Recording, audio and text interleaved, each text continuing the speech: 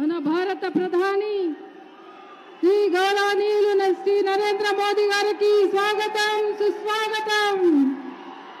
జహీరాబాద్ మెదక్ పార్లమెంట్ల కోసం గెలిపించడానికి మనందరికీ కలవడానికి వచ్చినటువంటి మన గౌరవ ప్రధాని మంత్రి నరేంద్ర మోదీ గారికి హృదయపూర్వకంగా స్వాగతం సుస్వాగతం.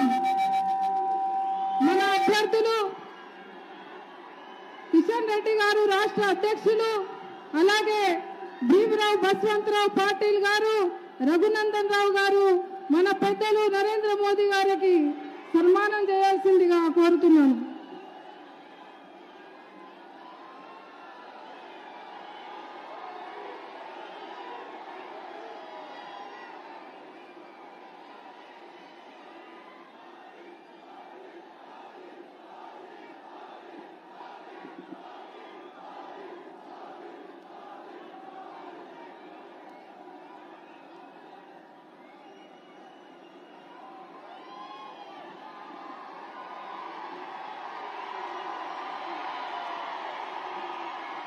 జై శ్రీరామ్, జై శ్రీరామ్, జై శ్రీరామ్. భారత్ మాతా కీ. పెద్దలు మన రాష్ట్ర అధ్యక్షులు గంగాపురం కిషన్ రెడ్డి గారు మాట్లాడాల్సిందిగా కోరుతున్నాను.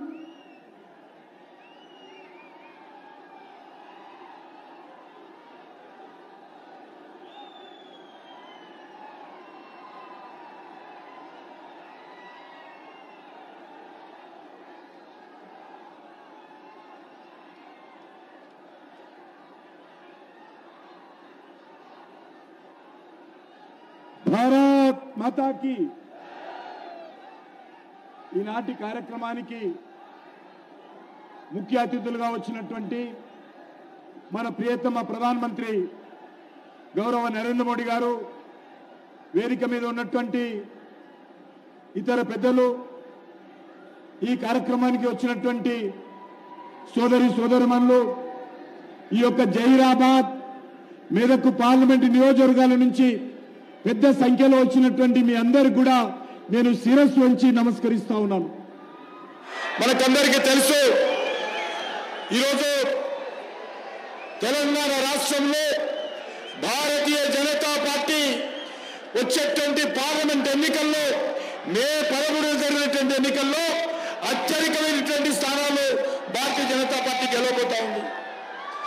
ఈరోజు భారతీయ జనతా పార్టీ తెలంగాణ చరిత్రలో వచ్చేటువంటి పార్లమెంట్ ఎన్నికల్లో 17 సీట్లు గెలవడం కోసం అన్ని రకాలుగా ఈరోజు ప్రయత్నం చేస్తా ఉన్నాం. ఏ గ్రామానికి వెళ్ళినా, ఏ ఊరికి వెళ్ళినా, ఏ పట్టణానికి వెళ్ళినా, ఏ ఇంటికి వెళ్ళినా ఒకటే చర్చ. మేము గత ఎన్నికల్లో కాంగ్రెస్ కేసు ఉండొచ్చు, బీఆర్ఎస్ కేసు ఉండొచ్చు, ఇంకో పార్టీ కేసు ఉండొచ్చు, కానీ ఈ ఎన్నికల్లో మాత్రము మేము ఒక నరేంద్ర మోడీ గారికే వేస్తాము, భారతీయ జనతా పార్టీకే వేస్తాము. మాకు ఈ రోజు రాజకీయాలు అవసరం లేదు. మాకు దేశం ముఖ్యము, మా దేశ భవిష్యత్తు ముఖ్యము, మా భవిష్యత్తు ముఖ్యము, మా పిల్లల భవిష్యత్తు ముఖ్యము. కాబట్టి గ్రామాలు కూడా ఈరోజు తీర్మానం చేసుకుంటున్నాయి. భారతీయ జనతా పార్టీ కార్యకర్తలు కాదు, వాళ్ళు సాధారణ రైతులు, రైతు కూలీలు, చేతి వృత్తుల వాళ్ళు, వివిధ కుల సంఘాల పెద్దలందరూ కూర్చొని ఈ గ్రామంలో వచ్చేటువంటి ఎన్నికల్లో మేము బీజేపీకే ఓటేస్తాము, మాకు నరేంద్ర మోడీ గారే ప్రధానమంత్రి కావాలని తీర్మానాలు చేసుకుంటున్నారు, నిర్ణయించుకుంటున్నారు. నేను అన్ని గ్రామాలను కోరుతా ఉన్నాను, అన్ని గ్రామాల్లో ఉన్నటువంటి రైతులను కోరుతా ఉన్నాను, అన్ని గ్రామాల్లో ఉన్నటువంటి యువకులను కోరుతా ఉన్నాను. మీ గ్రామాలలో కూడా తీర్మానాలు చేయండి. నరేంద్ర మోడీ గారి నాయకత్వంలో దేశ గౌరవం పెరుగుతా ఉంది. నరేంద్ర మోడీ గారి నాయకత్వంలో దేశం ముందుకెళ్తా ఉంది. నరేంద్ర మోడీ గారి నాయకత్వంలో మన భవిష్యత్తు బంగారు బాట కానున్నది. కాబట్టి అందుకే నేను ఈ సందర్భంగా కోరుతా ఉన్నాను, ఈ రోజు కాంగ్రెస్ పార్టీకి, బీఆర్ఎస్ పార్టీకి భారతీయ జనతా పార్టీ బలపడతా ఉంటే వాళ్ళ గుండెల్లో రైళ్లు పరిగెడతా ఉన్నాయి, ముచ్చమంటలు పడతా ఉన్నాయి వాళ్లకు. అందుకే ఒకడంటాడు హైదరాబాద్ ను యూటీ చేస్తారని, ఇంకోడంటారు ఢిల్లీలో హంగ్ వస్తారని, ఇంకో ఆయన అంటాడు వీళ్ళు రిజర్వేషన్ తీసేస్తారని. రేవంత్ రెడ్డి గారు మీరు ఆలోచన చేయాలి. మీ పార్టీ కారణంగా ఈ తెలంగాణ రాష్ట్రంలో బీసీలకు అన్యాయం జరుగుతూ ఉంది. ముస్లిం రిజర్వేషన్ కారణంగా బీసీలకు అన్యాయం జరుగుతూ ఉంది. హైదరాబాద్ లో 150 మున్సిపల్ కార్పొరేషన్ సీట్లుంటే 33% 50 సీట్లు బీసీలకు రిజర్వ్ చేయడం జరిగింది. కానీ 50 సీట్లలో 31 సీట్లు నాని బీసీ గెలిచారు. మీ బీఆర్ఎస్ కారణంగా, మీ కాంగ్రెస్ పార్టీ కారణంగా. మీరు తోడు దొంగలు. ఒకే నాణానికి బొమ్మ పరుచు లాంటి పార్టీలు బీఆర్ఎస్ పార్టీ, కాంగ్రెస్ పార్టీ. వీళ్ళు ఎప్పుడైనా ఒకటే అవుతారు.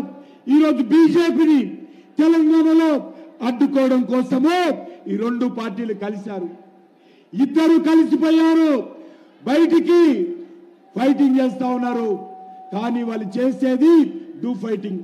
అందుకే మీ అందరికీ కోరుతాను, తెలంగాణ రాష్ట్రంలో భారతీయ జనతా పార్టీ అత్యధికమైనటువంటి సీట్లు సంపాదిస్తాము. ఈ తెలంగాణ రాష్ట్ర అభివృద్ధి భారతీయ జనతా పార్టీ మనం చేస్తున్నాను. అందుకే కార్యకర్తలందరూ కూడా, పార్టీ సంబంధించినటువంటి అభిమానులందరూ కూడా, యువకులందరూ కూడా ఈ రోజు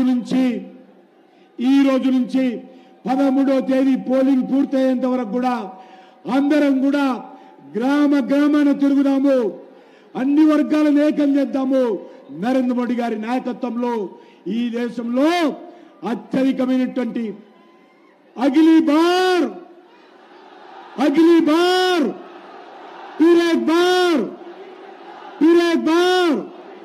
ఎట్లా చెప్పాలి? నరేంద్ర మోడీ గారు వచ్చారు, మేము తెలంగాణ ప్రజలందరం మీ వెనుక ఉన్నాము. మోడీ గారు మీరు ధైర్యంగా ఉండండి, ఈ ప్రజలందరూ మీ వెనుక ఉన్నారని చెప్పాలి. రెండు చేతులు చెప్పాలి. వినబడాలి, ఫామ్ హౌస్ వినబడాలి, రేవంత్ రెడ్డి హైదరాబాద్ ఆయన కూడా వినబడాలి.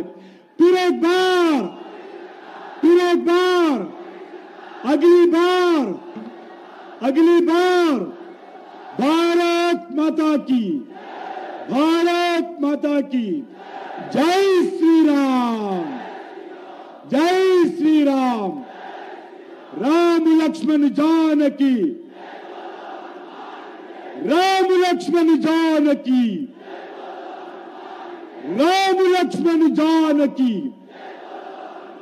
నరేంద్ర మోడీ గారి నాయకత్వం కమలం పువ్వు గుర్తుకే భారతీయ జనతా పార్టీ భారత్ మాతా की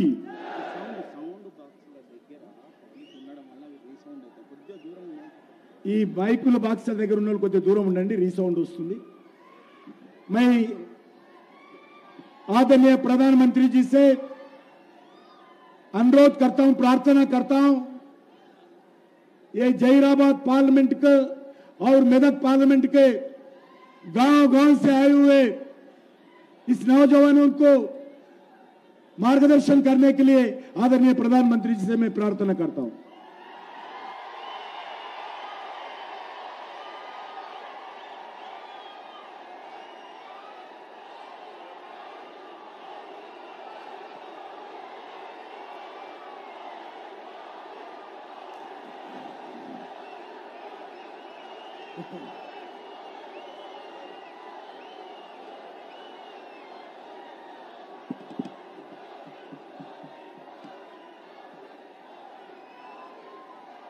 भारत माता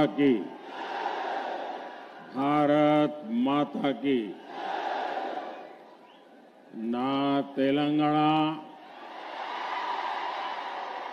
कुटुंब సభ్యులందరికీ नमस्कार. मैं केतकी संगमेश्वर स्वामी को प्रणाम करता हूं। मैं भगवान बसवेश्वर और श्रद्धेय सेवालाल महाराज जी के चरणों में नमन करता हूं। నేను సంగమేశ్వర స్వామి అదే రకంగా జరాసంగము ఏడుపాయల దుర్గా అమ్మవారికి బసవేశ్వర స్వామికి నమస్కరిస్తూ సేవాలాల్ మహారాజ్ కూడా పాద పద్మములతో నమస్కరిస్తా ఉన్నాను। साथियों, पिछले 10 वर्षों में देश ने देखा है कि एनडीए की स्थिर सरकार, निर्णायक सरकार देश को कितना आगे लेकर जा सकती है। మిత్రులారా, గత 10 సంవత్సరాలుగా ఎన్డీఏ ప్రభుత్వము ఒక స్థిరమైన మరియు నిర్ణయాత్మకమైనటువంటి ప్రభుత్వాన్ని ఏ రకంగా నడిపామో మీరు కల్లారా చూశారు। एक समय था जब दुनिया प्रगति कर रही थी, लेकिन भारत को कांग्रेस ने करप्शन के दल दल में फंसा दिया था।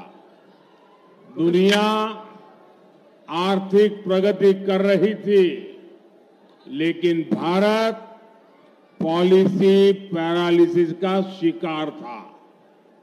एनडीए ने भारत को बहुत मुश्किल से उस दौर से बाहर निकाला है, लेकिन कांग्रेस फिर से देश को पुराने दुर्दिनों में लेकर जाना चाहती है।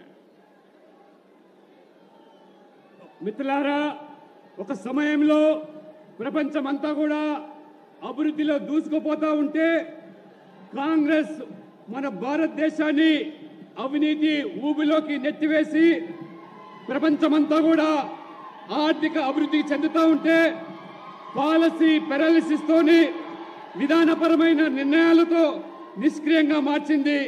ఎన్డీఏ అతి కష్టం మీద కూడా ఏ రకంగా గట్టెక్కించిందో మనం అందరం కూడా కల్లారా చూశాము। साथियों, कांग्रेस कहीं भी हो, उसकी पॉलिटिक्स के 5 निशान होते हैं, उसके पंजे जैसे 5 निशान है। पहला, झूठे नारे, झूठे वादे। दूसरा, वोट बैंक की राजनीति। तीसरा, माफियाओं, अपराधियों को बढ़ावा।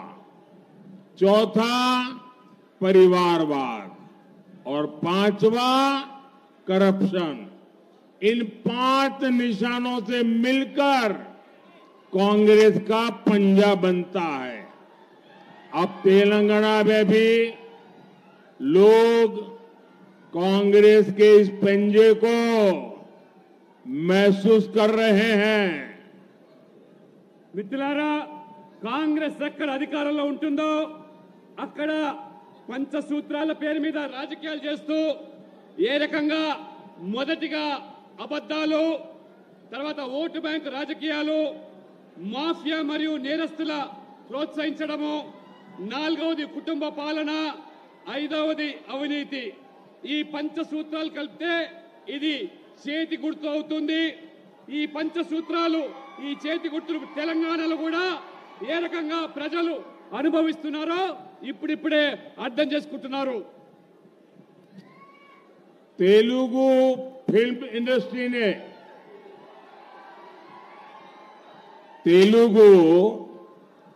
इंडस्ट्री ने भारत को ट्रिपल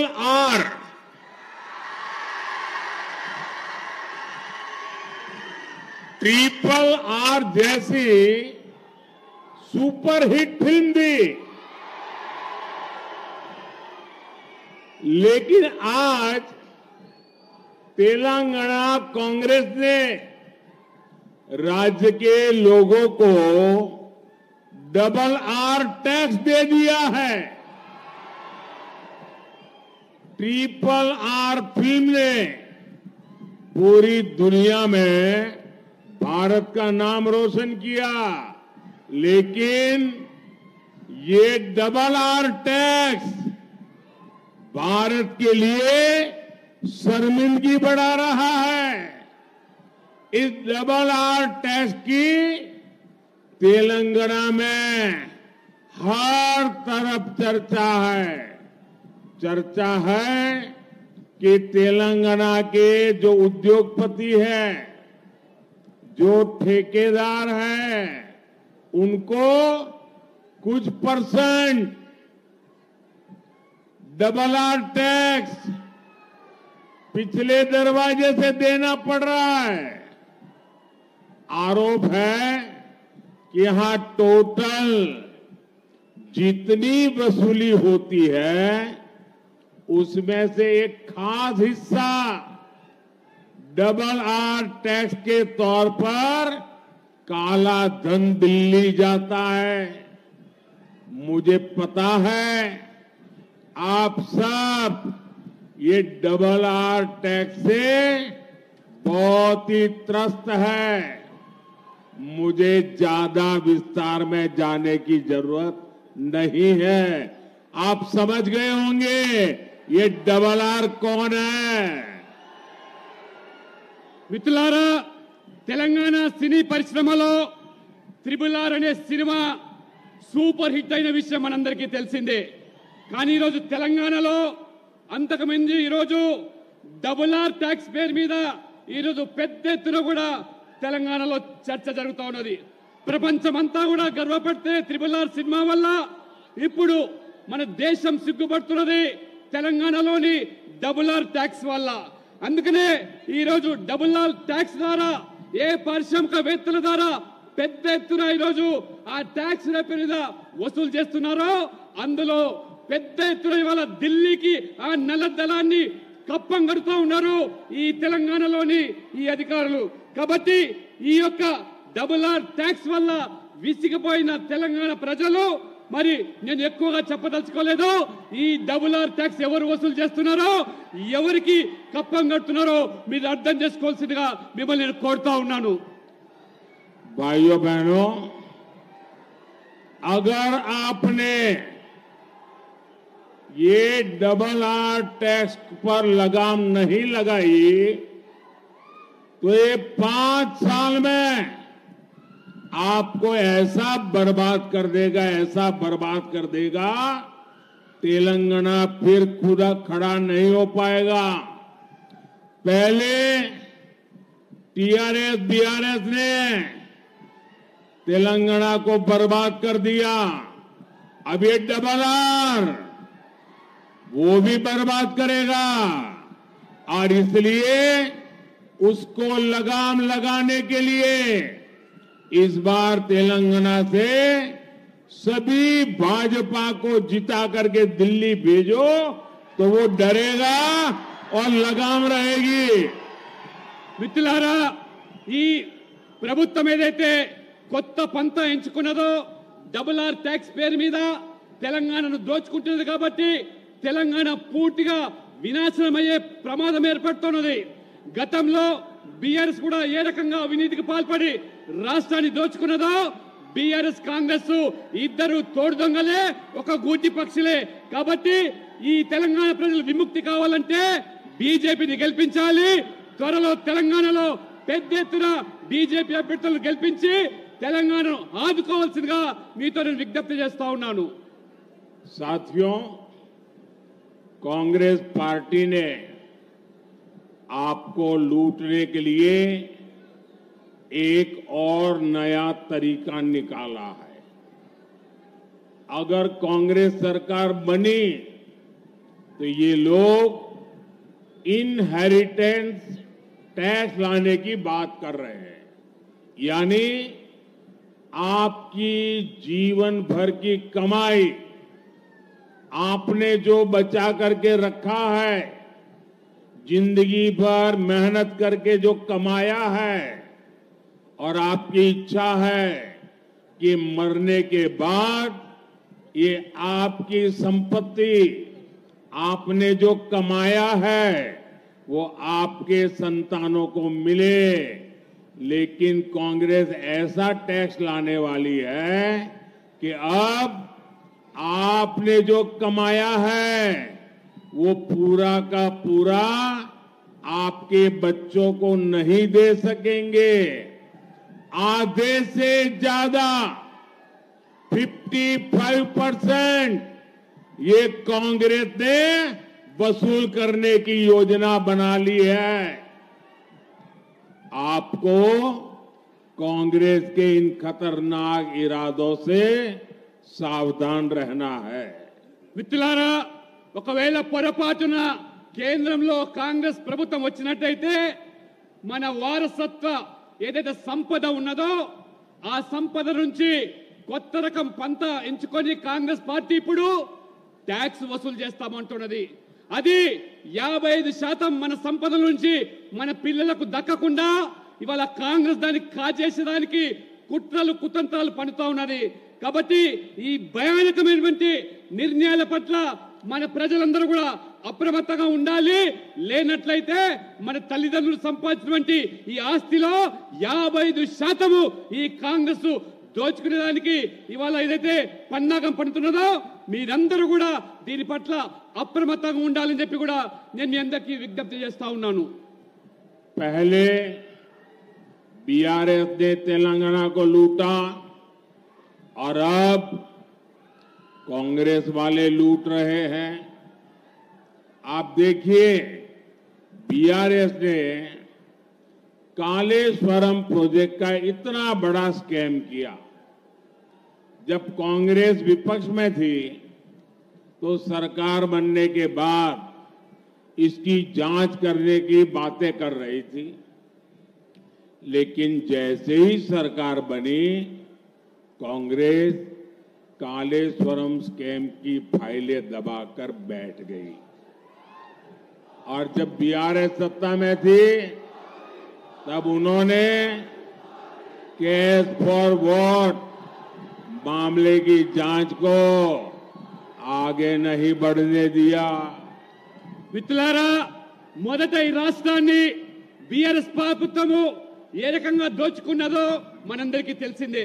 ఆనాడు కాళేశ్వరం యొక్క ప్రాజెక్టు పేరు మీద జరిగిన కుంభకోణము, ఆనాడు ప్రతిపక్షంలో ఉన్నటువంటి కాంగ్రెస్ పార్టీ ఏ రకంగా కాళేశ్వరంలో బీఆర్ఎస్ దోచుకున్నదో ఆ రోజు మాట్లాడినటువంటి ఆ కాంగ్రెస్ పార్టీ ఇవాళ అధికారంలోకి వచ్చిన తర్వాత ఆ కాళేశ్వరం ప్రాజెక్టు సంబంధించినటువంటి ఫైల్ అన్ని కూడా తొక్కిపెట్టి ఏ రకంగా ఇవాళ ద్వంద్వ నీతి అవలంబిస్తున్నదో మనమందరం కూడా గమనిస్తా ఉన్నాము. కాబట్టి ఈ విధంగా కాంగ్రెస్ ప్రభుత్వము ఏ రకంగా ఇద్దరు కూడా తోడు దొంగలు కాబట్టి ఒకరినొకరు కాపాడుకునేటువంటి ప్రయత్నాన్ని చేస్తా ఉన్నారు. కాబట్టి జాగ్రత్తగా ఉండమని చెప్పి నేను కోరుతా ఉన్నాను. कांग्रेस बीआरएस दोनों अलग नहीं बल्कि दोनों एक ही करप्शन रैकेट के मेंबर्स हैं। कांग्रेस बीआरएस का ये करप्शन रैकेट कहां तक फैला हुआ है ये दिल्ली के लीकर स्कैम से भी पता चलता है। दिल्ली में जिस पार्टी ने लीकर स्कैम किया उसमें बीआरएस के लोग शामिल निकले और उसी पार्टी से दिल्ली में कांग्रेस का अलायंस है। इसलिए जब इस स्कैम पर कार्रवाई हुई तो करप्शन रैकेट के ये सारे मेंबर्स एक दूसरे के समर्थन में आ गए।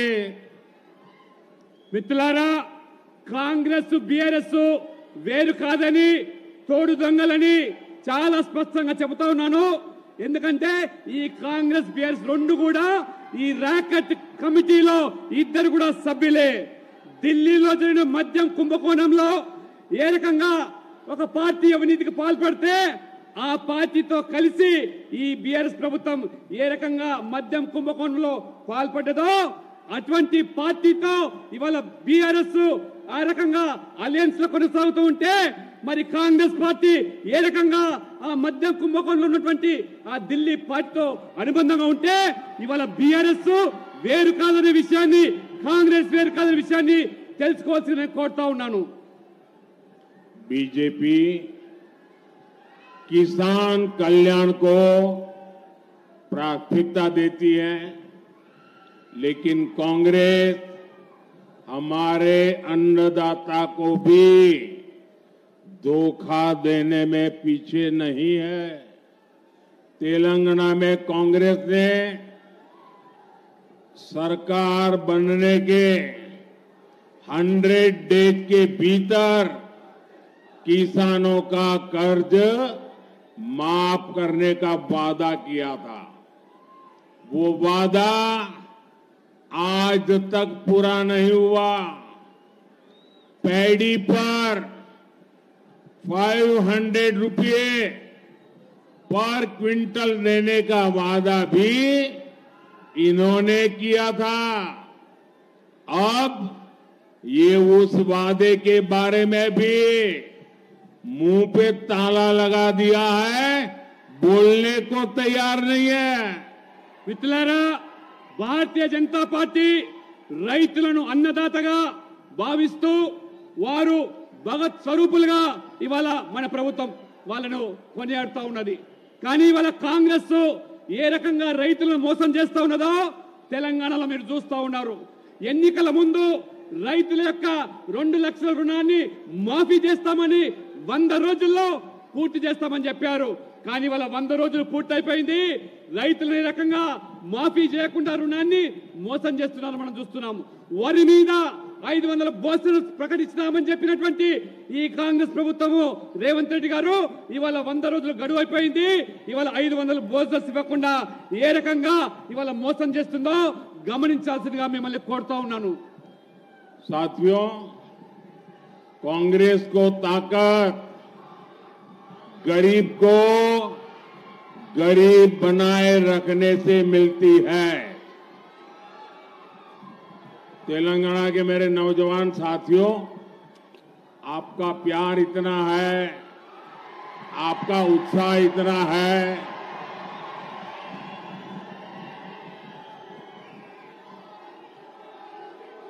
मैं आपके इस प्यार के लिए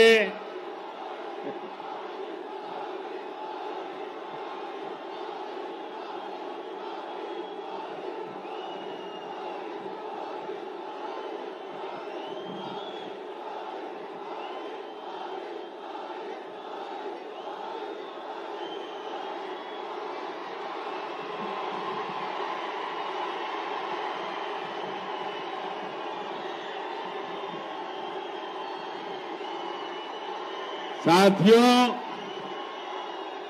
ये आपका उत्साह, आपका प्यार इतना जबरदस्त है कि आज ये डबल आर की नींद उड़ जाएगी. మిత్రులారా, యువకులారా, మీ ఉత్సాహాన్ని ప్రేమను చూస్తా ఉంటే మరి ఈ రోజు ఈ ప్రభుత్వము మరి కనువిప్పు కావాలి.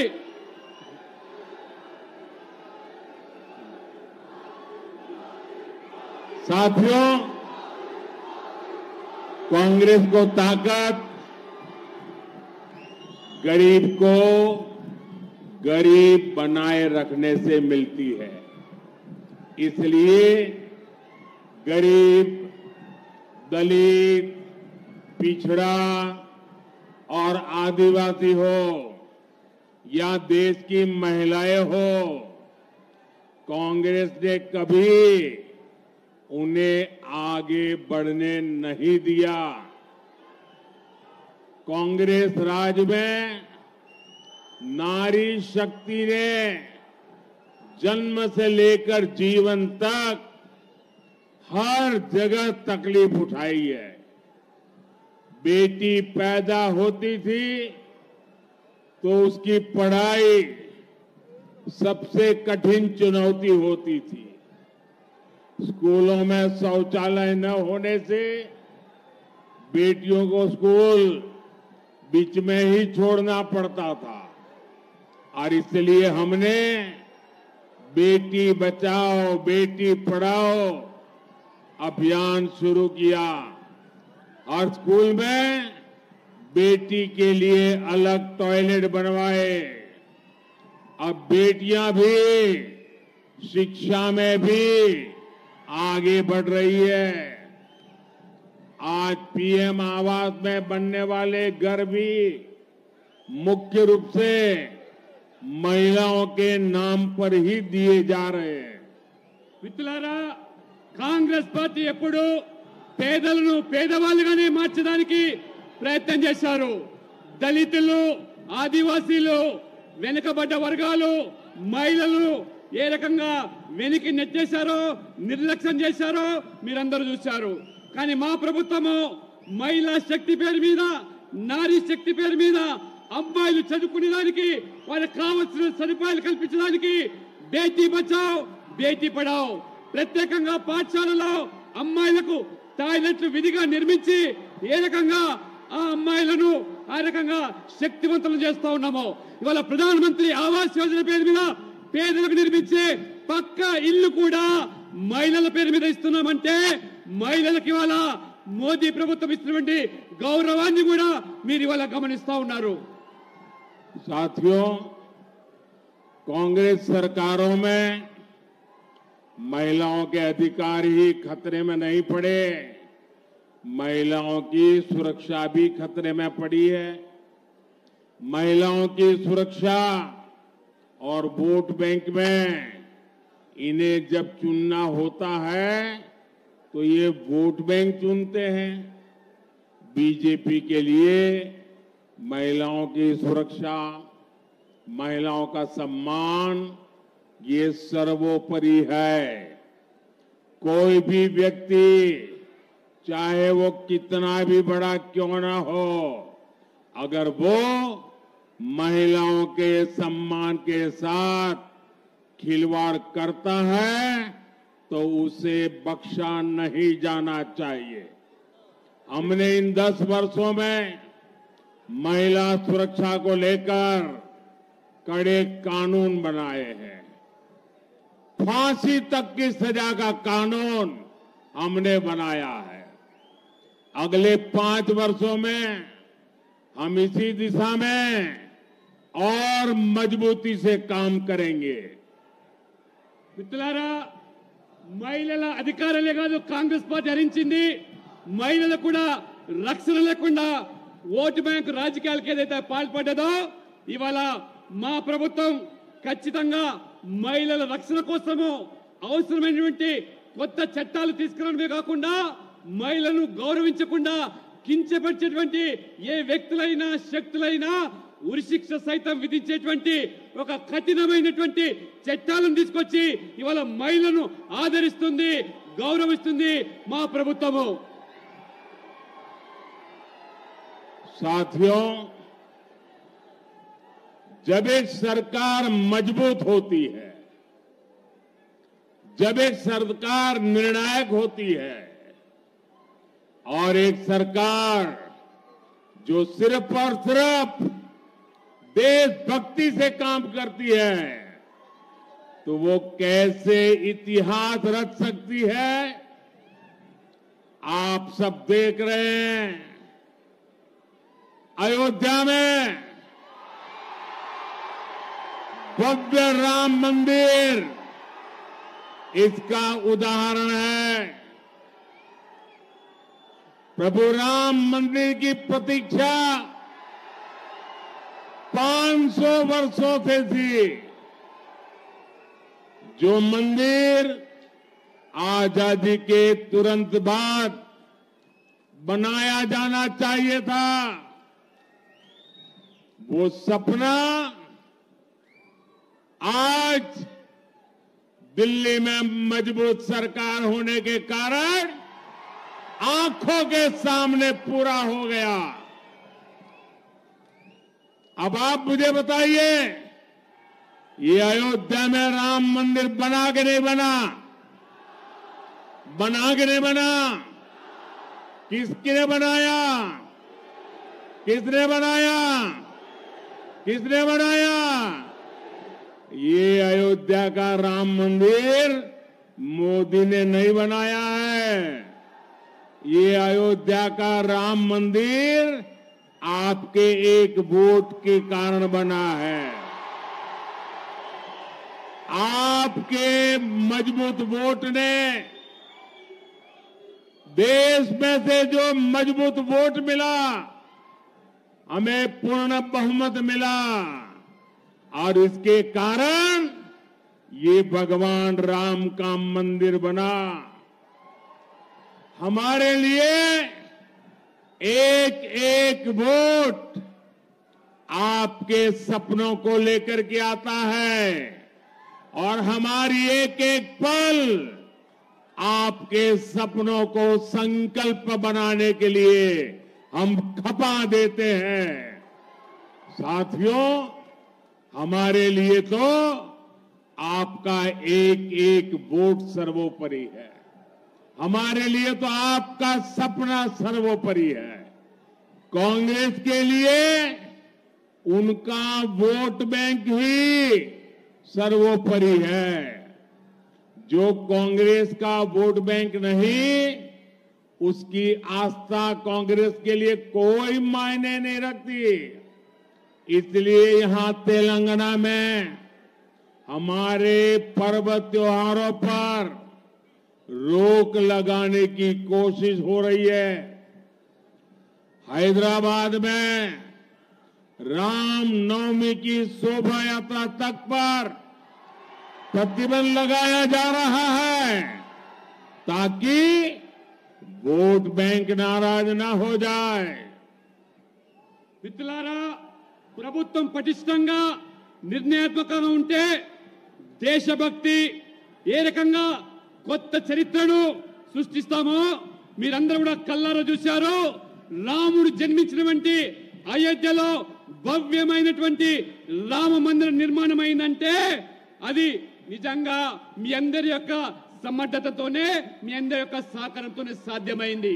స్వాతంత్రం పూర్వమే ఈ రామ మందిరం నిర్మాణం కావాల్సి ఉంది. కానీ ఢిల్లీలో పటిష్టమైన ప్రభుత్వం లేకపోవడం వల్ల అది సాధ్యం కాలేదు. మీరందరూ కూడా ఏమనుకుంటున్నారు? మోదీయే ఈ బ్రహ్మమైనటువంటి మందిరం కట్టారని మీరు అనుకుంటున్నారు. కాదు, మీరందరూ కూడా వేసిన ప్రతి ఓటు వల్ల ఒక పటిష్టమైనటువంటి, ఒక సమర్థమైనటువంటి ప్రభుత్వం ఏర్పడడం వల్లనే ఈ మందిరం సాధ్యమైంది. మీ యొక్క సహకారంతోనే ఈ మందిరం నిర్మాణమైంది. అందుకనే మీరు వేసే ప్రతి ఓటు మీ కలలను సాకారం చేయడానికి మేము ఉపయోగపడతాము తప్పితే మీ కలలు సాకారం చేయడానికి, మీ కన్న కలను కూడా నిజం కావాలంటే మా జీవితం అంతా కూడా ఈ దేశం కోసం ధారపోశాము. కాబట్టి కాంగ్రెస్ ఏనాడు కూడా ఈ దేశం కోసం కాదు, ప్రతి ఓటు బ్యాంకు రాజకీయాలకు పాల్పడుతూ ఓటు కోసం పట్టపిస్తుంది తప్పితే మెజార్టీ ప్రజల యొక్క విశ్వాసాలకు భంగం కలిగే విధంగా ఏ రకమైనటువంటి ఓటు బ్యాంకు రాజకీయాలకు పాల్పడుతుందో ఇవాళ మనం తెలంగాణలో, హైదరాబాద్ లో చూస్తున్నాము. మన పండుగలు నిర్వహించుకోవాలంటే అనేక ఆంక్షలు, మన పండుగలు జరుపుకోవాలంటే అనేకమైన షరతులు.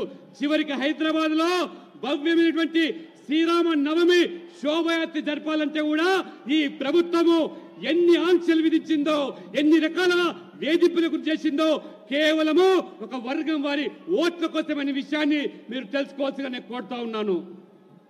साथियों, जब तेलंगाना संयुक्त आंध्र प्रदेश का हिस्सा था, तब 2004 और 2009 में उस संयुक्त आंध्र ने कांग्रेस को रिकॉर्ड संख्या में एमपी एमएलए दिए थे। कांग्रेस ने यहां एससी, एसटी, बीसी की चिंता करने की जगह उनके आरक्षण पर डाका डालना शुरू कर दिया। कांग्रेस ने तब के आंध्र प्रदेश को तुष्टीकरण की प्रयोगशाला बना दिया था। कांग्रेस ने बीसी के हक का आरक्षण उठाकर मुस्लिमों को दे दिया। మిత్రులారా, ఆంధ్రప్రదేశ్ ఉమ్మడి రాష్ట్రంలో 2004-2009లో రికార్డు స్థాయిలో ఎంపీలను గెలిపించారు. కానీ ఆ కాంగ్రెస్ పార్టీ గెలిచిన తర్వాత ఎస్సీ, ఎస్టీ, ఓబీసీల హక్కులను హరించడమే కాకుండా ఏ రకంగా వాళ్ళ అధికారాలను కాలరాసిందో మీరు కల్లారా చూశారు. ఆ రోజు కాంగ్రెస్ పార్టీ ఆంధ్రప్రదేశ్ ను ఒక ప్రయోగశాలగా మార్చి ఓబీసీల హక్కులను కాలరాసి ఓబీసీలో ఉన్న వాటాలను ముస్లింల కోసం ఏ రకంగా ఆ రిజర్వేషన్ కల్పించి ఓబీసీల యొక్క హక్కులను కాలరాశారు. కాబట్టి కేవలం ముస్లింల మెప్పు కోసము బీసీలను ఏ రకంగా వాళ్ళను ఇవాళ అధికారులకు కోసారో మీరు చూస్తున్నారు. కాబట్టి మీరు ఈ కాంగ్రెస్ యొక్క ద్వంద్వ నీతితో కూడా ఆలోచన చేయాల్సిందిగా నేను కోరుతా ఉన్నాను. भाइयों बहनों, आप मुझे बताइए, हमारे तेलंगाना में और हमारे इस इलाके में जो लिंगायत समाज के लोग हैं, जो मराठा समाज के लोग हैं, उसमें 26 कास्ट ऐसी है जो ओबीसी में जाने के लिए मांग कर रही है। लंबे अरसे से चर्चा चल रही है। ये कांग्रेस वालों को हमारे मराठी भाई बहन या हमारे लिंगायत भाई बहन इन 26 जातियों को ओबीसी बनाना मंजूर नहीं है, लेकिन मुसलमानों को रातों रात ओबीसी बना देते हैं। మిత్రులారా, తెలంగాణలో మీరందరూ ఆలోచన చేయండి. ఒక పెద్ద సమాజం లింగాయత్ సమాజము, మరాఠా సమాజము ఈ తెలంగాణలో అయితే ఉన్నారో వాళ్లకు న్యాయం చేయకుండా దాదాపు ఇంకా 26 బీసీ కులాలు కేంద్ర జాబితాలో చేరాల్సిన అవసరాన్ని కాంగ్రెస్ పార్టీ ఏ రకంగా విస్మరించి కేవలము రాత్రికి రాత్రి ముస్లింలను ఓబీసీ జాబితాలో చేర్చి ఇవాళ లింగాయతులను మరాఠీలను కాకుండా 26 బీసీ కులాలను కేంద్ర జాబితాలో చేర్చకుండా ముస్లింలను చెప్పించేటువంటి ప్రయత్నాలకు ఏ రకంగా కాంగ్రెస్ పూనుకున్నదో ఒక్కసారి మీరందరూ కూడా గమనించాల్సిగా నేను కోరుతా ఉన్నాను. हमारा बंजारा समाज जब भी हमारे बंजारा समाज को देखें, सेवालाल महाराज की हमें पुण्य स्मृति हो जाती है। आपने कभी बंजारा समाज में क्रिमिनल हुए ऐसा सुना है क्या? सेवाभावी लोग हैं, समाज में अच्छी जिंदगी जीने वाले लोग हैं, लेकिन उस बंजारा समाज की भी आशा अपेक्षाओं पर टीआरएस, बीआरएस, कांग्रेस सबने पानी फेर दिया है. మిత్రులారా, మన యొక్క తెలంగాణలో బంజారా సమాజం అంటే లంబాడీ సమాజం, ఏదైతే ఆరాధ్య దైవంగా భావించేటువంటి ఆ సేవాలాల్ యొక్క ప్రభుకు మనమందరం కూడా ఏ రకంగా మరి మనస్పూర్వకంగా గౌరవిస్తామో అటువంటి సమాజం నుంచి వచ్చినటువంటి ఈ యొక్క బంజారాలు, లంబాడీలు ఎంతో గౌరవప్రదమైనటువంటి జీవితాన్ని గడిపేటువంటి వాళ్లను నేరస్తులుగా పరిగణించేటువంటి గత కాంగ్రెస్, బీఆర్ఎస్ లు ఏ రకంగా వాళ్ళ జీవితాలతో చెలగాటం ఆడాయో ఈ రెండు పార్టీలు ఆ సమాజాన్ని కూడా పూర్తిగా వంచి దగా చేసి మోసం చేశాయి. भाइयों बहनों, ये इतने बड़े संविधान लेकर के दुनिया को मूर्ख बनाने वाले लोग, रात दिन आरक्षण के नाम पर झूठ बोलने वाले लोग, ये हमारे तेलंगाना में मादिगा समाज पर क्या बीती है. और मैंने मादिगा समाज को वादा किया हुआ है, मैं उनके लिए लड़ाई लड़ूंगा. और हमारे दलित भाई बहनों में जो वर्गीकरण की मांग है वो उनका हक है, उसको वो मानने को तैयार नहीं है. మిత్రులారా, పొద్దున్న లేస్తే ఈ పార్టీలు రాజ్యాంగం గురించి లేకపోతే రిజర్వేషన్ల గురించి దుష్ప్రచారం చేస్తూ తప్పుడు ప్రచారం చేస్తూ ప్రజలు మోసం చేస్తూ ఉన్నాయో, సామాజిక న్యాయం అంటే ఆ సామాజిక న్యాయానికి కట్టుబడి ఉన్న నేను ఈ రోజు సమాజంలో ఉన్నటువంటి మాదిగలకు న్యాయం చేయడానికి ఎస్సీ వర్గీకరణ కోసము కట్టుబడి ఉన్నానని చెప్పి వాళ్ళలో ఒకరిగా నేను ఈ పోరాటానికి అండగా ఉంటానని చెప్పి భరోసా కల్పిస్తున్నాను, హామీ ఇస్తున్నాను. మాదిగలు మీరు న్యాయమైన కోరికలకు భారతీయ జనతా పార్టీగా మేము అండగా ఉన్నామని చెప్పి కూడా పూర్తి విశ్వాసం కల్పిస్తా ఉన్నాము. साथियों, एक कांग्रेस पार्टी को जन्म से ही ये हमारे संविधान के प्रति नफरत है. जो संविधान बाबा साहब अंबेडकर ने दिया था, अगर वो संविधान की प्रत देखें, वो संविधान की प्रत देखें तो उसके ऊपर एक एक पत्ते पर रामायण महाभारत का चित्रांकन है. हमारी संस्कृति, हमारी परंपरा का चित्र है उस पर, और हमारे संविधान की, भारत की महान सांस्कृतिक विरासत के साथ उसको कड़ी रूप से जोड़ने का एक अद्भुत प्रयास था. लेकिन कांग्रेस पार्टी ने सबसे पहला काम किया, जब संविधान की वो पहली प्रत कपबोर्ड में रख दी और फिर जो संविधान देश के सामने रखा, भारत की महान संस्कृति और परंपरा की जो लिंक थी, जहां से संविधान आगे बढ़ना था, उस लिंक को तोड़ दिया.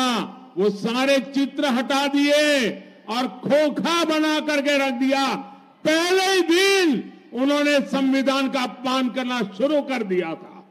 మిత్రులారా, కాంగ్రెస్ మొదటి నుంచి కూడా జన్మత మన రాజ్యాంగం పట్ల గాని, డాక్టర్ బాబాసాహెబ్ అంబేద్కర్ పట్ల గాని ఏమాత్రం కూడా గౌరవం లేకుండా రాజ్యాంగంలో ప్రతిసారి కూడా ఏ రకంగా అవమానపరిచే విధంగా వ్యవహరించారో మనం చూస్తూ వస్తా ఉన్నాము.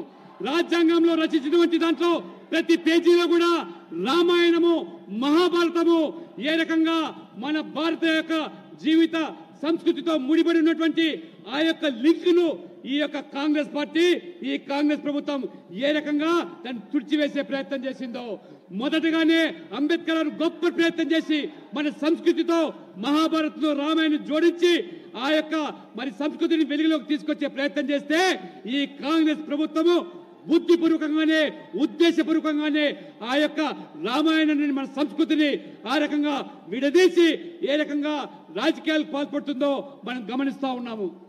ये शाहजादे के दादी के पिताजी, देश के पहले प्रधानमंत्री, उन्होंने ये पाप किया था. उसके बाद उनकी दादी की बारी आई. उनकी दादी ने संविधान को चूर चूर कर दिया, देश में आपातकाल लगाया, देश के लोकतंत्र को ताले में बंद कर दिया, देश के लाखों लोगों को जेलों में बंद कर दिया, अखबारों को ताले लगा दिए. संविधान का घोर अपमान पहले प्रधानमंत्री उनकी दादी के पिताजी ने किया, फिर बड़ा अपमान उनकी दादी ने किया. మిత్రులారా, ఈ యువరాజు ఏదైతున్నాడో ఆ యువరాజు ముత్తాత మొదటి ప్రధాని ఈ రాజ్యాంగాన్ని ఏ రకంగా అవహేళన చేశారో, అవమానపరిచారో పూర్తి బాధ్యులు వారే. వారి తర్వాత వీరి నానమ్మ ఏ రకంగా ఆ రాజ్యాంగాన్ని ఏ రకంగా తూట్లు పట్టిందో, తమ రాజకీయ అవసరాల కోసం ఏ రకంగా రాజ్యాంగాన్ని సమయానికి మార్చివేసిందో, సమయానుబద్ధంగా ఎమర్జెన్సీని విధించి ఏ రకంగా మొత్తం రాజ్యాంగాన్ని అవమానపరచడమే కాకుండా ఏ రకంగా రాజ్యాంగాన్ని చులకన చేసినటువంటి చరిత్ర ఈ కుటుంబ సభ్యులది, ఈ యువరాజ తాత ముత్తాతలది, నానమ్మది అనే విషయాన్ని మీరు తెలుసుకోవాల్సిన కోరుతా ఉన్నాను. तीसरा पाप, इनके पिताजी जब प्रधानमंत्री थे शाहजादे के, उन्होंने एक ऐसा कानून लाने की कोशिश की. ये संविधान की बातें करने वाले जरा अपने झरोखे में देख ले. उन्होंने ऐसी बातें की, देश के मीडिया को, देश के अखबारों को डराने के लिए एक ऐसा भयंकर कानून लाए, देश का सारा मीडिया मैदान में आ गया, देश का विपक्ष मैदान में आ गया, संविधान के रक्षक भारतीय जनता पार्टी के लोग मैदान में आ गए और उनके पिताजी को झुकना पड़ा और वो जो संविधान पे खिलवाड़ की कोशिश करती थी वो उनको रोकना पड़ा। ये संविधान को उनके परिवार के 3 लोगों ने तबाह कर दिया है। మిత్రులారా, వీళ్ళు చేసిన పాపాలు సామాన్య పాపాలు కాదు. వారు చేసినటువంటి 3వ పెద్ద పాపం ఏదైతే ఉందో ఆ రోజు ఏ రకంగా మీడియాను, పత్రికలను, వాళ్ళ స్వేచ్ఛను, స్వతంత్రాన్ని హరింపజేసి వాళ్ళ మీద ఏ రకంగా ఒత్తిడి తీసుకొచ్చారో, వాళ్ళను ఏ రకంగా లొంగదీసే కుట్రలు పన్నారో, కానీ ఆనాడు ఈ భయానక చట్టాలను ఎదిరించింది, పోరాటం చేసింది ఆనాడు ప్రతిపక్షాలు. ఆ రకంగా భారతీయ జనతా పార్టీ ఈ ప్రజాస్వామ్యాన్ని కాపాడడానికి సర్వంగా పోరాటం చేసి అన్ని విధాలు కూడా ప్రజాస్వామ్యాన్ని, రాజ్యాంగానికి పరిరక్షణకు పాటుపడింది భారతీయ జనతా పార్టీ. తప్పితే రాజ్యాంగం గురించి మొసలి కన్నీరు కాచేటువంటి ఈ పార్టీలు ఏ రకంగా పాపాలు చేశాయో ఒక్కసారి ఆలోచన చేయండి. उसके बाद संविधान से सरकार का जन्म होता है। सरकार की कैबिनेट अत्यंत महत्वपूर्ण इकाई होती है। भारत के संविधान ने उसको संरक्षण दिया हुआ है। मनमोहन सिंह जी की सरकार की कैबिनेट ने एक निर्णय किया, उस निर्णय को ये शाहजादे ने पत्रकार वार्ता करके भारत के संविधान से बनी हुई कैबिनेट के निर्णय को खुले आम चीरे चीरे कर दिया था और वो संविधान के रक्षण की बातें करते हमारे सामने।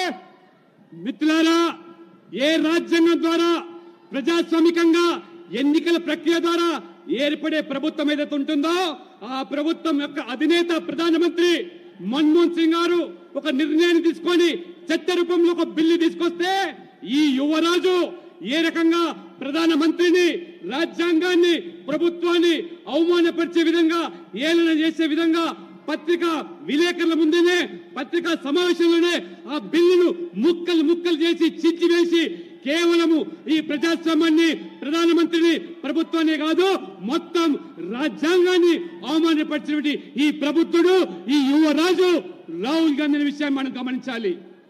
साथियों, इतना ही नहीं, भारत का संविधान बना तब देश के विद्वान लोग संविधान सभा में थे और उसमें कोई आरएसएस, जनसंघ, भाजपा तो जन्मा ही नहीं था।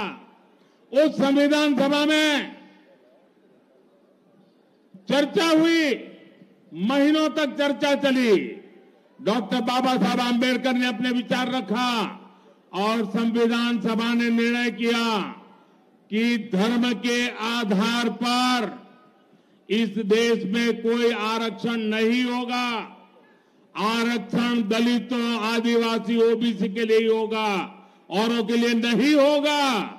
लेकिन आज ये शाहजादे और उनकी चौकड़ी बाबा साहब आंबेडकर की पीठ में छुरा भोंक रही है, भारत के संविधान को रफा दफा कर रही है और वो बेईमानी करके पिछले दरवाजे से धर्म के आधार पर अपनी वोट बैंक को मजबूत करने के लिए दलितों का हक छीनने जाए, आदिवासियों का हक छीन रहे, ओबीसी का हक छीन रहे और अपनी वोट बैंक को धर्म के आधार पर आरक्षण देने का खेल खेल रहे हैं। మిత్రులారా, ఆ గొప్ప రాజ్యాంగాన్ని మేధావులు ఆ యొక్క రాజ్యాంగం రచించడంలో బాబాసాహెబ్ అంబేద్కర్ ఏ రకంగా ప్రముఖ పాత్ర పోషించాడో చర్చల అనంతరము, మాసాల అనంతరం నెలల తరబడి జరిగినటువంటి చర్చల తర్వాత ఒక గొప్ప రాజ్యాంగాన్ని రచిస్తే ఆ రాజ్యాంగంలో చాలా స్పష్టంగా మతపరమైన రిజర్వేషన్లకు తావు లేదు. ఏదైనా సామాజికంగా వివక్షకు గురైనటువంటి ఎస్సీ, ఎస్టీ, బీసీలకు మాత్రమే రిజర్వేషన్ల సౌకర్యాన్ని కల్పిస్తే ఇవాళ ఈ యువరాజు కేవలం ఓటు బ్యాంక్ రాజకీయాల్లో భాగంగా ఈ ఎస్సీల, ఎస్టీల, బీసీల హక్కులను కాలరాస్తూ, వాళ్ళ అధికారాలను ఏ రకంగా హరింపజేస్తూ తొలిదారిన ఇవాళ మతపరమైన రిజర్వేషన్లు ప్రవేశపెట్టి మతాన్ని ఆధారంగా చేసుకొని రాజకీయాలు నడుపుతూ ఈ బీసీలను ఎస్టీలకు అన్యాయం చేసినటువంటి ఈ యొక్క పార్టీ ఓటు బ్యాంకు రాజకీయాలు పాల్పడుతూ రాజ్యాంగాన్ని సైతం కూడా అవమానపరుస్తున్నటువంటి పార్టీ ఈ కాంగ్రెస్ పార్టీ। ये कांग्रेस वाले जरा कान खोलकर सुन लो, ये मोदी संविधान मेरे लिए मेरा धर्म ग्रंथ है, मेरी सरकार चलाने के लिए मेरा धर्म ग्रंथ है। और तुम्हें तो मालूम नहीं है, जब भारत के संविधान को 60 साल हुए, इस देश में अकेला मैं मुख्यमंत्री था, अकेला गुजरात का मुख्यमंत्री था जिसने संविधान के 60 साल का उत्सव मनाया था। मैंने सुरेंद्रनगर में हाथी के ऊपर हमारे संविधान को रखा था और संविधान का सम्मान करते हुए जुलूस निकाला था। और उस राज्य का मुख्यमंत्री हाथी पर नहीं बैठा था, संविधान हाथी पर बैठा था और मोदी पैदल चल रहा था ताकि संविधान का सम्मान हो।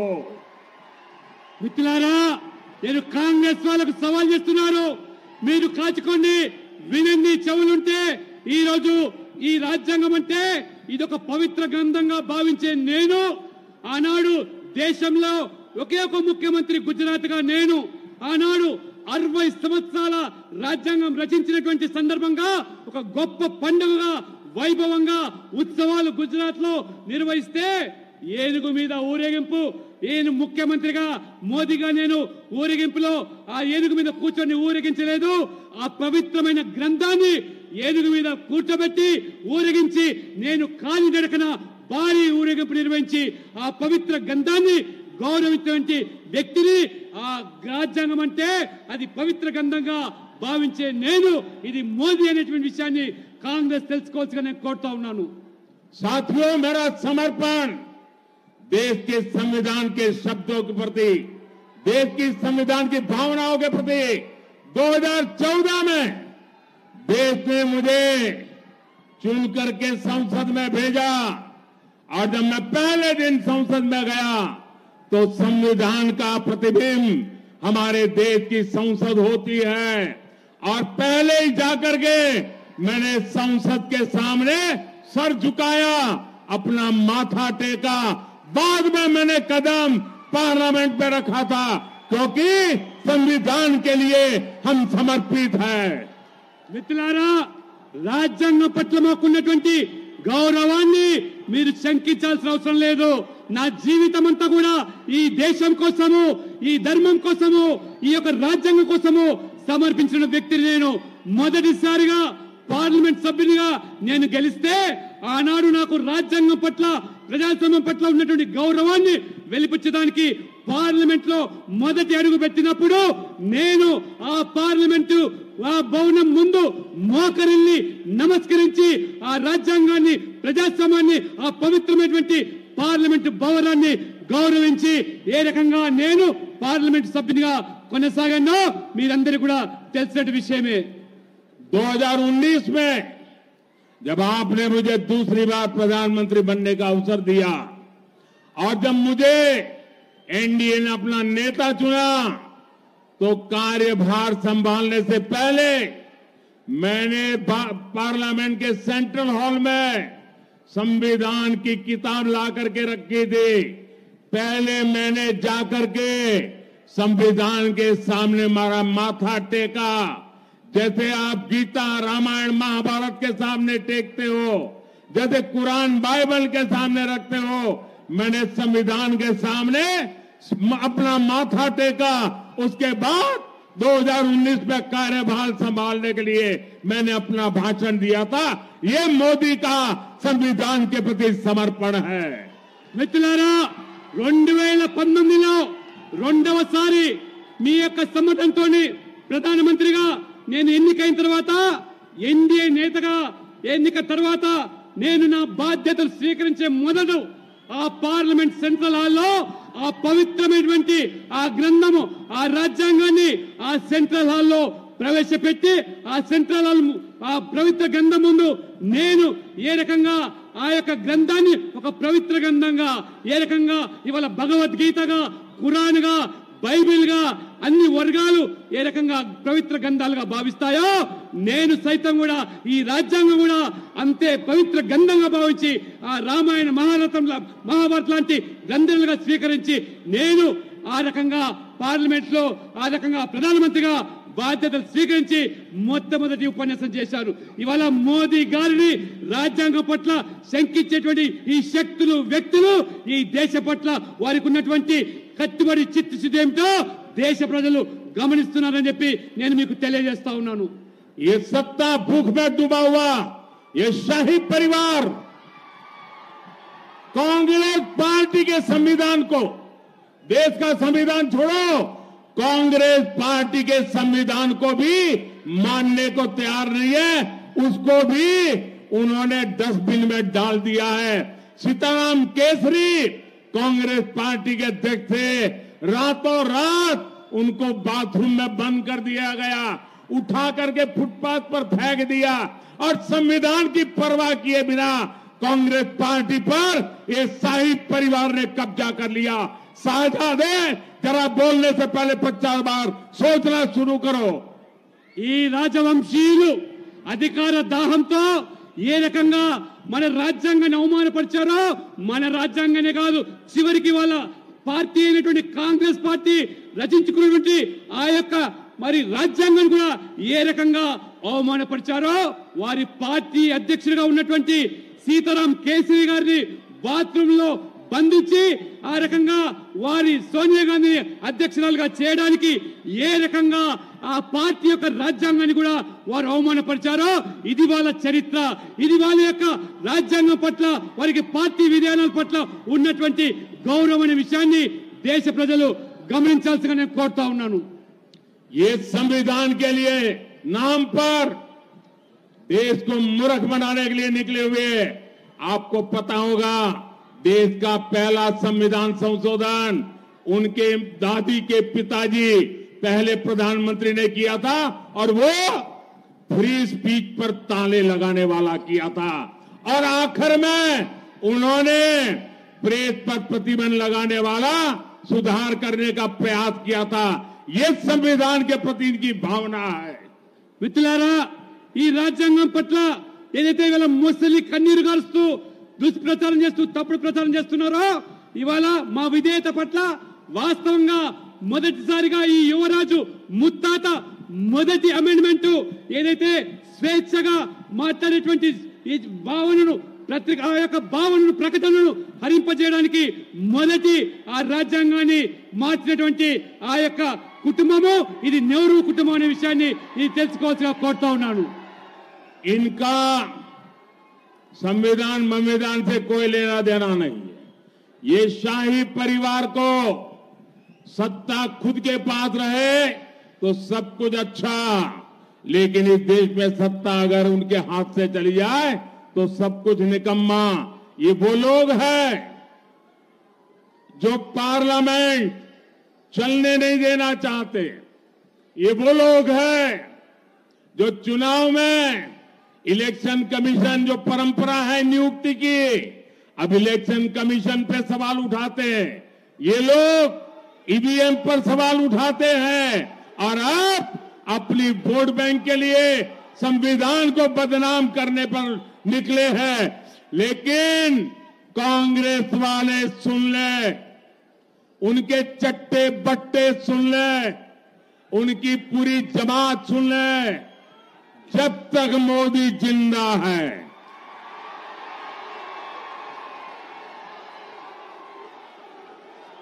जब तक मोदी जिंदा है मैं संविधान का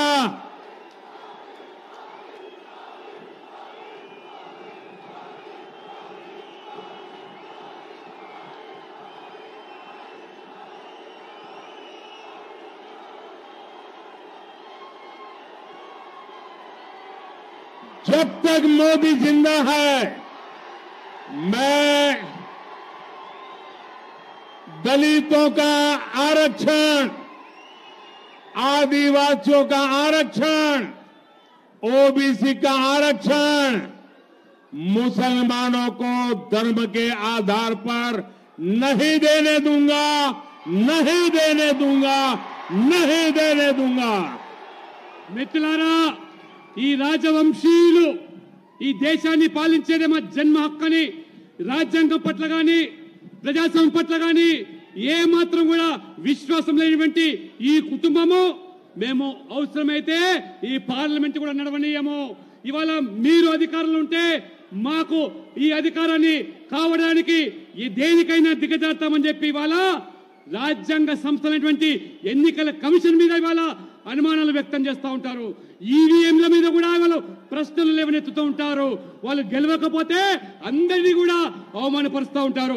ఈ ఓటు బ్యాంకు రాజకీయాలకు చివరికి రాజ్యాంగం పట్ల కూడా ఇవాళ ఏ రకంగా దుష్ప్రచారం చేస్తున్నారో నేను ఇవాళ వీళ్ళ యొక్క తొత్తులకు వీళ్ళందరికీ చెంచాలకు కూడా నేను సవాల్ చేస్తా ఉన్నాను. ఈ మోదీ బతికున్నంత వరకు రాజ్యాంగాన్ని కదిలించేటువంటి వ్యక్తి శక్తి ఈ ప్రపంచంలో ఎవరు ఉండరని, ఈ రాజ్యాంగాన్ని కాపాడే పూర్తి బాధ్యత మోదీగా నేను తీసుకుంటున్నాను. ఈ రాజ్యాంగం పట్ల ఏ రకంగా దళితులకు, ఎస్సీలకు, ఎస్టీలకు, ఓబీసీలకు రిజర్వేషన్లు కొనసాగుతున్నాయో ఆ రిజర్వేషన్లకు మతపరంగా ముస్లింలకు దారాదత్తం చేస్తుంటే సహించే ప్రసక్తి లేదు. నేను బతికున్నంత కాలం వాటిని అప్పగించానని చెప్పి కూడా నేను ఈ రోజు సవాల్ చేస్తా ఉన్నాను. ఇవాళ साथियों, मैं आज तेलंगाना की धरती से ऐलान करता हूं, मोदी की तीसरी टर्म में, मोदी की तीसरी टर्म में ये वर्ष हमारे संविधान के 75 वर्ष हो रहे हैं।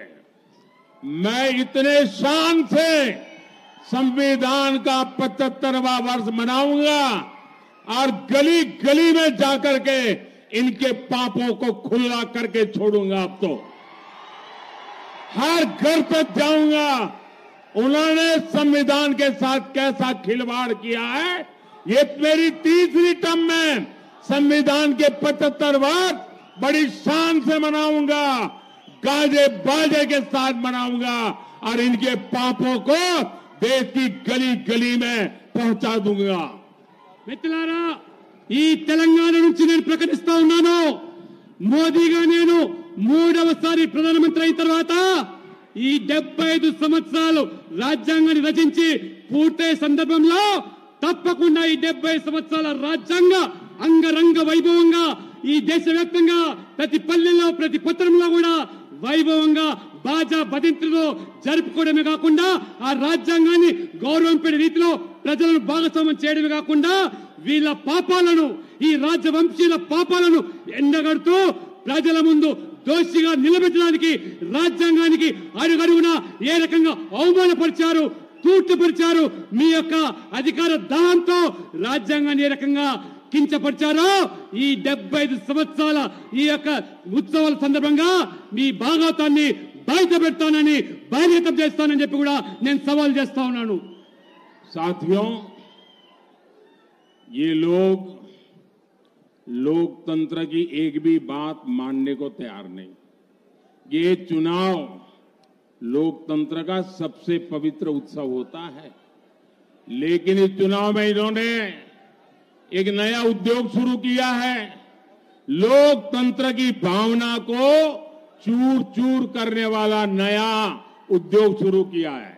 इन लोगों ने फेक वीडियो बनाकर देश में लोगों को गुमराह करने का, समाज में तनाव पैदा करने का, संघर्ष का वातावरण बनाने का खेल शुरू किया है।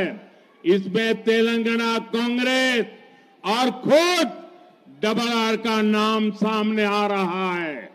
आप मुझे बताइए, क्या संवैधानिक पद पर बैठे लोगों से ऐसी हरकत करने की उम्मीद कोई देशवासी कर सकता है क्या?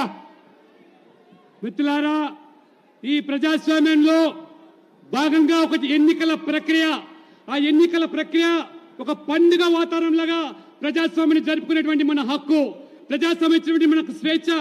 అటువంటి ప్రజాస్వామ్యాన్ని ఇవాళ ఈ కాంగ్రెస్ నాయకులు అవమానపరిచే విధంగా వాళ్ళు ఓటమి ఛాయలో, ఓటమి నైరాశ్యంలో ఏ రకంగా దిగజారుతున్నారో, ఈ తెలంగాణలో ఒక ఫేక్ వీడియో సృష్టించి ఏ రకంగా ఈ సమాజాన్ని విచ్ఛిన్నం చేయడానికి కుట్రలు కుతంత్రాలు పండుతున్నారో, ఎన్నికల్లో గెలవలేమని చెప్పి ఏ రకమైనటువంటి దిగజారు చర్యలకు పాల్పడుతున్నారో తెలంగాణ కాంగ్రెస్ పార్టీ అదే రకంగా RRR గా ఇవాళ కొనసాగుతున్నటువంటి ఈ యొక్క రాజు ఈ తెలంగాణలో అత్యంత పవిత్రమైనటువంటి రాజ్యాంగ పదవిని అనుభవిస్తున్నటువంటి ముఖ్యమంత్రి చేసే పని అని చెప్పి తెలంగాణ సమాజం ఇవాళ ప్రశ్నిస్తున్నది. కాబట్టి ఖచ్చితంగా తెలంగాణ ప్రజలు దీన్ని ఎదుర్కోవడానికి ఎన్నికల ప్రక్రియ ద్వారా ప్రజాస్వామ్య ప్రక్రియ ద్వారా ముందుకు రావాల్సిందిగా మేము కోరుతా ఉన్నాము. साथियों, तेलंगाना और देश के विकास के लिए बीजेपी ही विकल्प है, बीजेपी ही संकल्प है. हमारी सरकार ने तेलंगाना के विकास के लिए लाखों करोड़ रुपए दिए हैं. इससे गरीब कल्याण के कार्यों में तेजी आई है. आज तेलंगाना में 4 वंदे भारत ट्रेन चल रही है. आज तेलंगाना के 40 रेलवे स्टेशन, 40 रेलवे स्टेशन का अमृत स्टेशन के रूप में विकास किया जा रहा है. इसमें हमारा जहीराबाद रेलवे स्टेशन भी शामिल है. हम मेडक, येलारेडी, बोधन, भैंसा मार्ग को नेशनल हाईवे घोषित करके उसका विकास करने जा रहे हैं. संगारेड्डी, नांदेड़, अकोला नेशनल हाईवे का काम भी पूरा हो गया है. इसे आंदोल, नारायणखेड़ और जुक्कल क्षेत्र में कनेक्टिविटी की अच्छी सुविधा मिलेगी. మిత్రులారా, తెలంగాణలో బీజేపీ మాత్రమే ప్రత్యామ్నాయము. ఇవాళ తెలంగాణ ప్రజలు బీజేపీ మీద ఉన్న విశ్వాసానికి అనుగుణంగా ఏ రకంగా తెలంగాణ అభివృద్ధికి బీజేపీ నిర్వచనం అని ఇవాళ నేను స్పష్టం చేస్తా ఉన్నాను. ఇవాళ తెలంగాణకు 4 వందే భారత్ ఎక్స్ప్రెస్లు ఇవ్వడమే కాకుండా 40 రైల్వే స్టేషన్లు తెలంగాణలో ఈ ప్రభుత్వం ఇవ్వడమే కాకుండా ఇవాళ అమృత్ రైల్వే స్టేషన్ లో భాగంగా ఇవాళ జైరాబాద్ రైల్వే స్టేషన్ కూడా అందులో ఇవాళ మోదీ ప్రభుత్వం ఇవాళ అభివృద్ధికి నాంది పలికింది. అంతేకాకుండా ఇవాళ మెదక్, ఎల్లారెడ్డి, బాన్స్వాడ, బోధన్, బైన్సా నేషనల్ హైవే జాతీయ రహదారి కూడా ఇవాళ పూర్తిగా ఈ ప్రభుత్వము ఇవాళ అభివృద్ధి చేస్తా ఉన్నది. సంగారెడ్డి, నాందేడ్, అకోలా ఆ రకంగా ఆ పని కూడా పూర్తి చేస్తా ఉన్నది. అదే కాకుండా అందోల్, నారాయణఖేడ్, జుక్కల్ కూడా దాని కనెక్టివిటీ కోసం కూడా మార్గం సుగమనం చేస్తూ అభివృద్ధికి పెద్దపీట వేస్తూ జాతీయ రహదారులు కూడా ఏ రకంగా ఇవాళ ఈ ప్రభుత్వం పెద్ద ఎత్తున అభివృద్ధికి పాల్పడుతుందో ఇది వాస్తవం అని చెప్పి కూడా మీకు తెలియజేస్తా ఉన్నాను. भाई बहनों, बीजेपी के प्रयासों के बीच तेलंगाना में कांग्रेस केंद्र सरकार के कामों को रोकने में लगी हुई है. केंद्र सरकार ने देवी सरक्का और समक्का जनजातीय विश्वविद्यालय खोलने का फैसला किया, लेकिन राज्य सरकार जमीन नहीं दे रही है. मनोहराबाद, सिद्धपेट, सिरिसिल्ला, कोत्तापल्ली वहां रेल लाइन बनाने का काम भी यहां की राज्य सरकार रोक करके बैठी है. आप मुझे बताइए, जो कांग्रेस राजनीति के लिए तेलंगाना का विकास ठप करना चाहती है, उसे तेलंगाना से एक भी सांसद मिलना चाहिए क्या?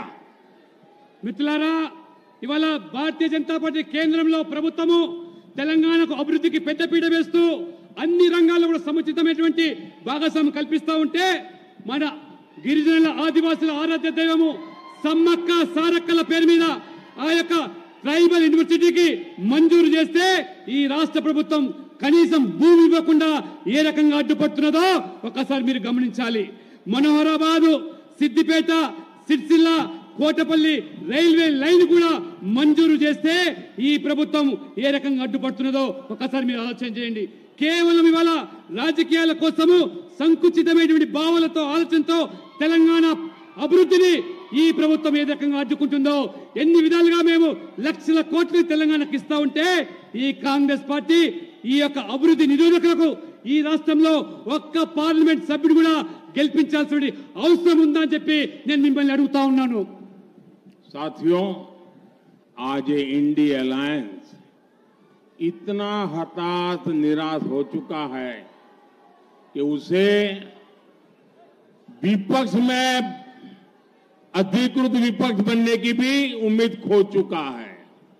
उतने लोग भी जीत करके नहीं आएंगे और शायद इतिहास में ये कांग्रेस का सबसे कम नंबर होगा पार्लियामेंट में. आज इनके अलायंस में कोई ऐसी पार्टी नहीं है जो 272 सीट पर चुनाव लड़ रही हो. इसलिए इन्हें वोट देकर अपना वोट खराब करने के लिए कोई भी समझदार हिंदुस्तानी नहीं वोट डालेगा. मेरा आपसे अनुरोध है, 13 मई को जहीराबाद से बीजेपी कैंडिडेट श्री भीमराव बसंतराव पाटिल और मेडक से एम रघुनंदन राव, मेरे इन साथियों को विजयी बनाइए और उनको जब आप वोट देंगे ना, वो वोट सीधा सीधा मोदी को मिलेगा. वो वोट सीधा सीधा मोदी को मिलेगा. मेरे साथ बोलिए भारत माता की, भारत माता की. बहुत बहुत धन्यवाद. మిత్రులారా, ఈ విపక్ష కూటమి ఈసారి ప్రతిపక్ష హోదా కూడా దక్కే పరిస్థితి లేదు. ప్రతిపక్ష హోదా కావాల్సిన సీట్లు కూడా గెలిచే పరిస్థితి లేదు. అన్నిటికంటే చరిత్రలో తక్కువ సీట్లు ఈసారి కాంగ్రెస్ పార్టీకి రాబోతున్నాయి. కాబట్టి మీరు ఈ జైరాబాద్ నుంచి ఏ రకంగా వసంతరావు మరి పార్టీలను మెదక్ నుంచి రఘునందన్ రావును గెలిపించి మీరు వేసే ప్రతి ఓటు మోదీకి దక్కుతుందనే విషయాన్ని గమనించి ఓటు వేయాల్సిందిగా మీ కలను సాకారం చేయడమే మోదీ గ్యారెంటీ అని చెప్పి మీ అందరికీ నేను తెలియజేస్తా ఉన్నాను.